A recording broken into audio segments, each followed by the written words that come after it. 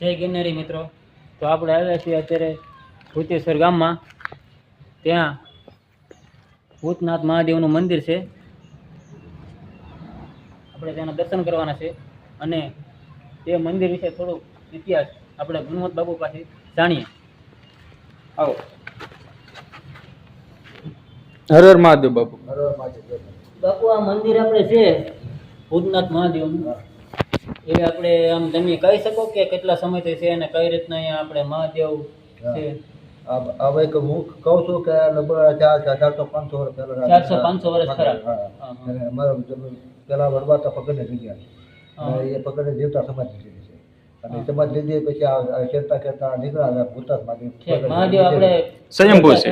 આ ખેરતા ખેરતા નીકળ્યા એ પછી ગામ નહોતું અને પછી એ ત્યાં છે નારાયણ ગૌ મારે આ 7 પેઢી બનાવી છે. પછી બાપુ આપણે આજે બાળમાં આવ્યા અને લગભગ 5,000 વર્ષ 5 થી 5.5 વર્ષ તો ખરા. હા, કેમ કે અહીં વિસા પડી હતો હા. નિષ્કલંક ત્યાં થાંભલા કરી એટલે નિષ્કલંક જતા પહેલા અહીંયા આવેલા વિસામાં લીધો, પછી કોળિયાક પાંચ પાંડો અહીંયા આવેલા, વિસામાં લીધેલો, અહીંયાથી પછી કોળિયાક ગયેલા અને ત્યાં એમનું કલંક ઉતાર્યું.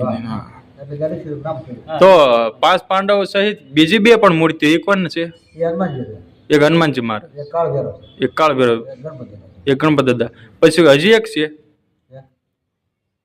કોક પેલા બાપુની વાત કરી. ઓલા કોક એ નહીં ભગત, અખા ભગત. હા, બાપુ પાસે આપણે જો વાતચીત કરીએ છીએ અને મંદિર વિશે આપણે જાણવા મળ્યું છે, તો ચાલો હવે આપણે મહાદેવના દર્શન કરીએ અને ત્યારબાદ 5 પાંડવોની મૂર્તિની એના પણ દર્શન કરીએ. દર્શન કર્યા પછી ભગવાન દર્શન કર્યા.